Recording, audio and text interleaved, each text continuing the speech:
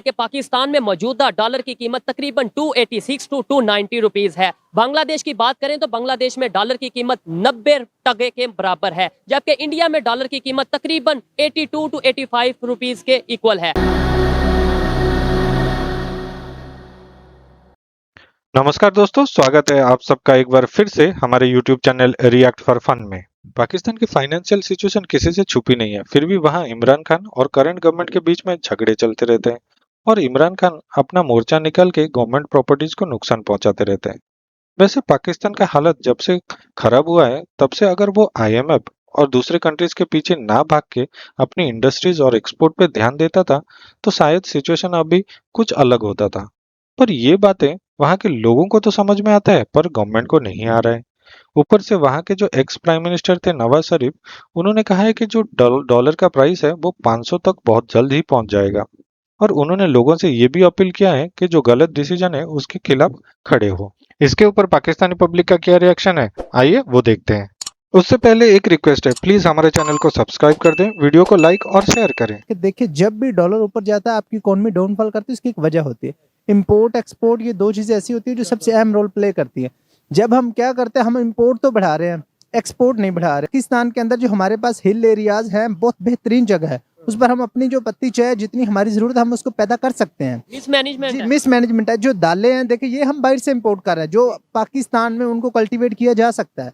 इसके अलावा हमारे सिंध के अंदर इतना कोयला है कि एटलीस्ट 150 बिलियन टन हम इलेक्ट्रिसिटी पैदा कर सकते हैं। तो उधर सेपरेशन ऑफ पावर्स है कि जो एग्जेक्टिव है उन्होंने अपना काम करना है, इंतजामिया जो है एग्जेक्टिव है, अदलिया है, जितने भी इंस्टीट्यूशन है सेपरेशन पर है। यानी हर डिपार्टमेंट खुद अथॉरिटेटिव है कि हर डिपार्टमेंट अपने अपनी जगह पर रहकर आइन और कानून के दायरे में काम कर रहा है, चाहे वो कोई भी है। हमारे अंदर इतनी इन्वॉल्वमेंट है, वो चाहे एस्टेब्लिशमेंट हो, वो चाहे कोई भी हो, एक न्यूट्रली मैं बात कर रहा हूँ, तो वो इन्वॉल्वमेंट की वजह से जो अदारे हैं वो काम नहीं कर पा रहे। अब हमारे यहाँ बिजनेसमैन इधर क्यों नहीं आते?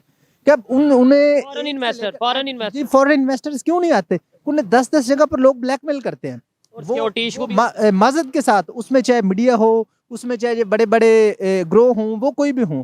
तो जब उन लोगों को इतनी ब्लैकमेलिंग होती है तो वो नहीं आते। सही पकड़े हैं।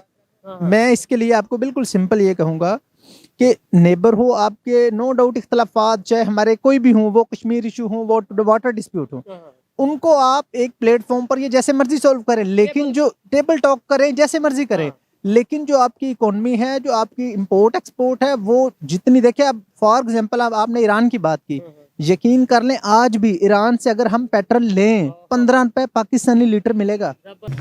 गाड़ी स्टार्ट कर।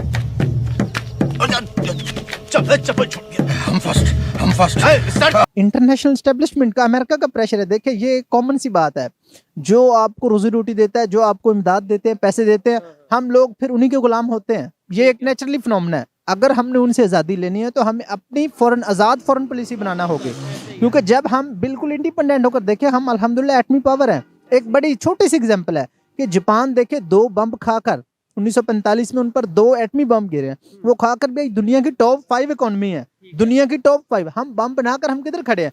देखें हिस्ट्री, नो डाउट उसमें कुछ ना कुछ कमोबेश मामलात होते हैं, लेकिन एटलीस्ट हमें कुछ चीज़ों के साथ एग्री करना पड़ता है। लेकिन मैं कहता हूँ जब आपकी इकोनॉमी डिफॉल्ट के करीब है, हालात जैसे भी, आप हर चीज़ को पीछे छोड़ दें, वो चाहे हिस्ट्री है, वो चाहे तारीख है, वो कोई भी चीज़ है, आप एक प्लेटफॉर्म पर आए और सिर्फ किसके लिए आए? मुल्को कौम के लिए। क्या बात है सर, क्या बात है सर, क्या बात, ये बात है। देखिए ये हमारा सबसे बड़ा फैक्टर है कि उनकी और हमारी प्रायोरिटीज का फर्क है।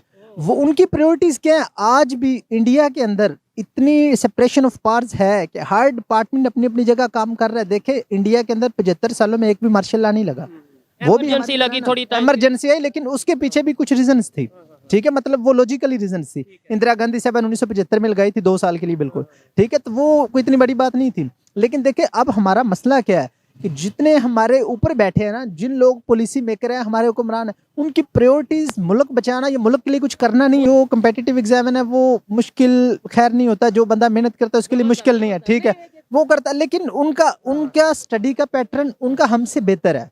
उनके अंदर इंडिया में आज भी, हमारे यहाँ मोस्टली रट्टा सिस्टम आज तक चल रहा है, मैट्रिक में, इंटर में, ग्रेजुएशन में, और हमें आज तक हम यही नहीं डिसाइड कर सके कि इंग्लिश एक लैंग्वेज है या सब्जेक्ट है। मतलब ये आज तक हम डिसाइड ही नहीं कर सके, हालांकि हम ये समझते हैं जिसको इंग्लिश ज्यादा आती है वो पता नहीं क्या है। तो ये जस्ट एक लैंग्वेज है, वो जिस तरह अरबिक है, पंजाबी है, उर्दू है, ये हम इंग्लिश की बुनियाद पर किसी की भी क्रेडिबिलिटी का अंदाजा नहीं लगा सकते। ये बड़ी अच्छी बात कही आप। जो आप IMF Trade ही नहीं कर रहे हैं ना, IMF की आप बात कर रहे हैं, उनसे हम 1-2 अरब लेकर $1, आप क्या कहते हैं कि उनसे हमारी इकोनॉमी स्टेबल हो जाएगी? इकोनॉमी स्टेबल नहीं होनी। लेकिन उसके अलावा हमें कोई देता भी नहीं ना अब। देखिए आप उसके लिए करें क्या ना, सबसे बड़ी बात देखें, यूके के अंदर इनकलाब क्यों आया था? लोकल इंडस्ट्री प्रमोट करने से। ठीक है, अब बांग्लादेश के अंदर इनकलाब क्यों आ रहा है? आज बांग्लादेश में $90 का है, हमारे यहाँ 300 का क्यों है? उन्होंने, हमारे यहाँ 40 से 50 लाख लोग हैं जो बिल्कुल हट्टे कट्टे सेहतमंद है, जिनका काम सिर्फ बेगरिंग मांगना है। पाकिस्तान में बांग्लादेश ने 40 से 50 लाख खवातीन ऐसी हैं, ठीक, उनको क्या किया, लोकल इंडस्ट्री प्रमोट कर दिया, बैगों के लिए, पैंट्स के लिए, कि क्या हुआ, उधर से अब रोजगार भी आ रहा है, इंपोर्ट, उनका जो वो इंपोर्ट का प्रेशर है वो कम होगा, वो अपनी जितनी उनकी जरूरियात हैं बैगिंग की वो खुद कर इंडस्ट्री को उन्होंने बड़ा प्रमोट जी, लोकल इंडस्ट्री प्रमोट करेंगे तो सारा आपका जो प्रेशर है बाहर से आपकी कंट्री में सर्वाइव करेंगे।